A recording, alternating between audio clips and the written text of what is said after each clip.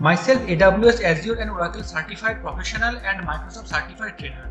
Many associates not only passed by following these videos, they have passed with above 90% score.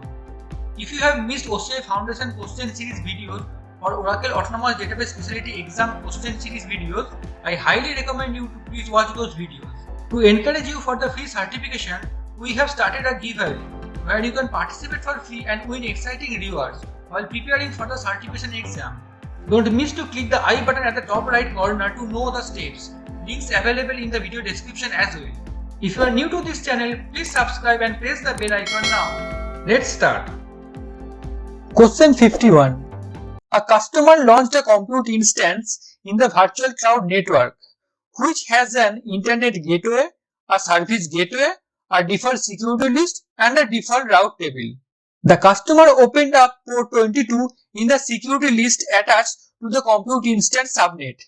However, is still unable to connect to compute instance using SSH.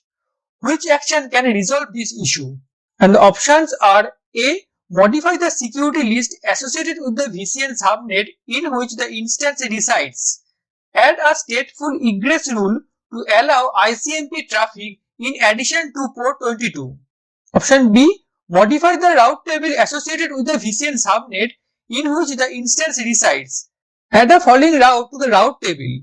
Destination CIDR 0.0.0.0/0 target service gateway. C. Modify the route table associated with the VCN subnet in which the instance resides. Add the following route to the route table. Destination CIDR 0.0.0.0/0 target dynamic routing gateway. And D. Modify the route table associated with the VCN subnet in which the instance resides. Add the following route to the route table. Destination CIDR 0.0.0.0/0 target internet gateway. Now analyze the options. Option A. Modify the security list associated with the VCN subnet in which the instance resides. Add a stateful egress rule to allow ICMP traffic in addition to the port 22. This is wrong, as security list already comes with default route to accept connection on port 22 from any destination. Moreover, SSH use TCP, not ICMP, so this is incorrect. Option B. Modify the route table associated with the VCN subnet in which the instance resides. Add a following route to the route table. Destination CIDR 0.0.0.0/0 target service gateway. This is not used for internet communication, hence incorrect. Option C. Modify the route table associated with the VCN subnet in which the instance resides. Add a following route to the route table. Destination CIDR 0.0.0.0/0 target dynamic routing gateway. Same as option B. This is also incorrect. And the last option, option D, modify the route table associated with the VCN subnet in which the instance resides. Add a following route to the route table. Destination CIDR 0.0.0.0/0 target internet gateway. This is correct. By default, a route table comes with no predefined rules. So, we would need to set up a rule for the default traffic to leave the VCN via the internet gateway. So, option D is correct. So, the correct option for question 51 is option D. Question 52. You have multiple applications installed on a compute instance and these applications generate a large amount of log files. These log files must reside on the boot volume for a minimum of 15 days and must be retained for at least 60 days. The 60-day retention requirement is causing an issue with available disk space. Which is the recommended method to provide additional boot volume space for this compute instance? And the options are A. Terminate the instance while preserving the boot volume, create a new instance from the boot volume and select a dense IO shape to take advantage of local NVMe storage. B. Create an object storage bucket and use a script that runs daily to move log files older than 15 days to that bucket. C. Create and attach a block volume to the compute instance and copy the log files. And D. Create a custom image and launch a new compute instance with a larger boot volume size. Now analyze the options. Option A, terminate the instance while preserving the boot volume. Create a new instance from the boot volume and select a dense IO shape to take advantage of local NVMe storage. This is incorrect. Dense IO is not for space, it is for performance. So option A is incorrect. Option B, create an object storage bucket and use a script that runs daily to move log files older than 15 days to that bucket. This would work.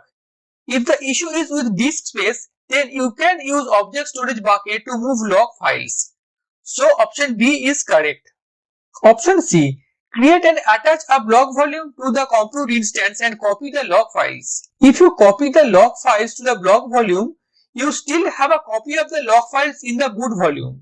So you are not freeing up space as you are not removing, rather copying. So this is also incorrect.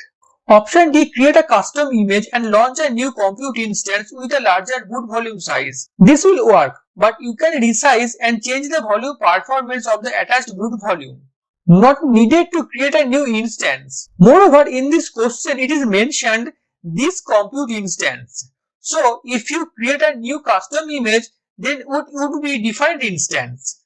So this is also incorrect. The correct option for question 52 is option B. Question 53. Which two choices are true for Oracle Autonomous Database with shared Exadata infrastructure? And the options are A. Autonomous Database does not support per second billing. B. Billing for compute usage stops when Autonomous Database is stopped. C. Billing for storage usage continues when Autonomous Database is stopped. D. Billing stops for both CPU and storage usage when Autonomous Database is stopped. And E. Billing does not stop when Autonomous Database is terminated. Now analyze the options. Option A, Autonomous Database does not support per second billing. Autonomous Database on shared Exadata infrastructure uses per second billing. This means that the OCPU and storage usage is billed by the second. So the option A is incorrect as it does support per second billing. Option B, billing for compute usage stops when Autonomous Database is stopped. When an Autonomous Database instance is stopped, the following details apply. Tools are no longer able to connect to a stopped instance. Autonomous Database in-flight transactions and queries are stopped. Autonomous Database CPU billing is halted. As per the OCI doc, CPU billing is halted. So option B is correct. Option C, billing for storage usage continues when Autonomous Database is stopped. This is correct. CPU billing is stopped, but storage usage continues. Option D, billing stops for both CPU and storage usage when Autonomous Database is stopped. This is incorrect. Only CPU billing stops, not storage billing. Option E, billing does not stop when Autonomous Database is terminated. This is incorrect. All types of billing is stopped if you terminate the instance. So the correct options for question 53 are option B and C. Question 54. As an Oracle Cloud Infrastructure Tenancy Administrator, you created a predefined list of values and associated them with tag key definition. One of the users in your tenancy complains that she cannot see these predefined values. What is causing this issue? And the options are A. The user is trying to use free-from tags. B. Some of the predefined values are null. C. The user is not part of an identity and access management group that gives access to tagging. And D. The user has breached either the quota or service limit for using tags. Now analyze the options. Option A. The user is trying to use free-from tags. This is correct. As in free-from tags, you won't be able to view predefined values. You can't use predefined values in free-from tags. But before coming in the conclusion, let's analyze other options too. So hold it for now. Option B, some of the predefined values are null. No, this can't be the reason. So incorrect choice. Option C, the user is not part of an identity and access management group that gives access to tagging. This is correct. Predefined values are feature of defined tags. To allow users to work with predefined values, use the same IAM policy for working with tag namespaces and tags. So option C is more accurate compared to option A, as whatever the tag type you use, without the required access, you can't view or use that. So let's mark option C as correct and option A as incorrect. Option D, the user has breached either the quota or service limit for using tags. This is incorrect. So if the question asks to choose two options, then choose A and C, else option C only. Question 55. You want an Oracle Cloud Infrastructure Compute instance in your compartment to make API calls to other services within OCI without storing credential in a configuration file. What do you need to do? And the options are A. Create appropriate matching rules in the dynamic group to create an instance principal. B. Instances cannot access services outside their compartment. C. VM instances are treated as user. Create a user, assign the user to that VM instance. And D. By default, all the VM instances are created with an instance principal. Reference this instance principal in your IAM policy statement. Now analyze the options. Option A. Create appropriate matching rules in the dynamic group to create an instance principal. Dynamic groups allow you to group Oracle Cloud Infrastructure instances as principal actors, similar to user groups. You can then create policy to permit instances in this group to make API calls against Oracle Cloud Infrastructure services. So option A is correct. Option B. Instances cannot access services outside their compartment. No, this is incorrect. Instances can access services outside their compartment. Option C. VM instances are treated as user.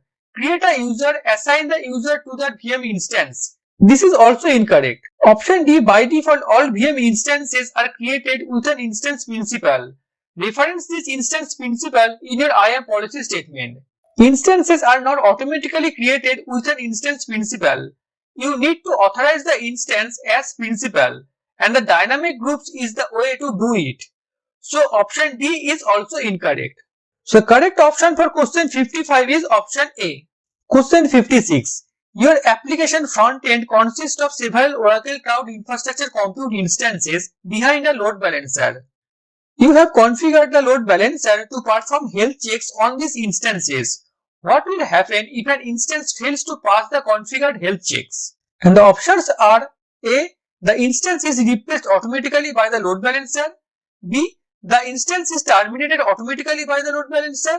C. The instance is taken out of the backend set by the load balancer. And D. The load balancer stops sending traffic to that instance. Now analyze the options. Option A. The instance is replaced automatically by the load balancer. No, the instance is not replaced automatically by the load balancer. Instead, it takes the server temporarily out of rotation. So, incorrect choice. Option B. The instance is terminated automatically by the load balancer. No, the instance is not terminated automatically by the load balancer. So, incorrect choice. Option C. The instance is taken out of the backend set by the load balancer. No, the instance is not taken out of the backend set by the load balancer. It takes the server temporarily out of rotation. If a server fails the health check, the load balancer takes the server temporarily out of rotation. If the server subsequently passes the health check, the load balancer returns it to the rotation. So this is also incorrect. Option D. The load balancer stops sending traffic to that instance. This is correct. Load balancer takes the server temporarily out of the rotation, so no traffic will be sent to that instance. So the correct answer for question 56 is option D. Question 57. Which statement is true about cloning a volume? And the options are A. You can clone a volume in another region. B. You need to detach a volume before cloning it. C. A cloned volume is same as a snapshot that has a dependency on the source volume. And D. You can change the block volume size when cloning a volume. Now analyze the options. Option A. You can clone a volume in another region. You can only create a clone for a volume within the same region. So this is incorrect. Option B. You need to detach a volume before cloning it. If the source volume is attached when a clone is created, you need to wait for the first clone operation to complete from the source volume before creating additional clones. If the source volume is detached, you can create up to 10 clones from the same source volume simultaneously. So you can detach the volume, but this is not mandatory. So option B is incorrect. Option C. A cloned volume is the same as snapshot that has a dependency on the source volume. No, this is incorrect. Option D. You can change the block volume size when cloning a volume. Since the clone is a copy of the source volume, it will be the same size as the source volume unless you specify a larger volume size when you created the clone. So you can create a larger volume size when cloning. So option D is correct. So the correct option for question 57 is option D. Question 58. Which two are true for Oracle Cloud Infrastructure DNS? And the options are A. It can function only as a primary DNS. B. It supports other cloud providers such as AWS and Azure. C. It supports segregation of traffic by using private pool. And option D. It does provide DDoS protection. Now analyze the options. Option A. It can function only as a primary DNS. No, this is incorrect. Option B. It supports other cloud providers such as AWS and Azure. Oracle Cloud Infrastructure DNS support for Oracle Cloud Infrastructure, other cloud provider endpoint like AWS and Azure, and private assets including cloud, CDNs and data centers. So option B is correct. Option C. It supports segregation of traffic by using the private pool. Customers may purchase Oracle Cloud Infrastructure private pool and vanity name servers to have their domain names and zone under a private IP pool with dedicated name servers to segregate from those of other customers in order to reduce the risk of external issues affecting their websites. So option C is also correct. Option D. It does provide DDoS protection. No, it does not provide DDoS protection. Hence incorrect. So the correct option for question 58 are option B and C. Question 59. Why are two subnets required to create a public load balancer when additional subnets are often used for backend servers? And the options are A. Routing is simpler when load balancer is not in the same subnet as the backend server. B. Performance is higher when more subnets are used. C. Additional subnets for backend servers allow for separate route table for these servers. And D. Additional subnets for backend servers allow for separate security list for these servers. Your load balancer should always reside in a separate subnet than your application instance. This allows you to keep your application instance secured in private subnets while allowing public internet traffic to the load balancer in the public subnets. To add the public subnets to your VCN, perform the following task. First task, add a security list, then add a route table, then create the first and second subnets. So option A, routing is simpler when the load balancer is not in the same subnet as the backend server. No, it has some security benefit, but the reason is not simpler, so incorrect choice. Option B, performance is higher when more subnets are used. There is no performance benefit for using multiple subnets, so this is also incorrect. Option C, additional subnets for backend servers allow for separate route tables for these servers. This is true. Have shown you the documentation for this as well. Separate route table will help you to secure your backend server. Option D, additional subnets for backend servers allow for separate security list for these servers. This is also true. If you have separate subnet, then you can create separate security rule for that. So this is correct choice. So correct options for question 59 are option C and D. Question 60. Which certificate format is used with the load balancer? And the options are A. PFX, B. PEM, C. PKCS12 and D. CRT. Oracle Cloud Infrastructure accepts X.509 type certificate in PM format only. If you receive your certificates and keys in format other than PEM, you must convert them before you can upload them to the system. So option A, PFX is incorrect. Option B, PEM is correct. And option C, PKCS12 is also incorrect. And the last option, option D, CRT is also incorrect. So the correct option for question 60 is option B.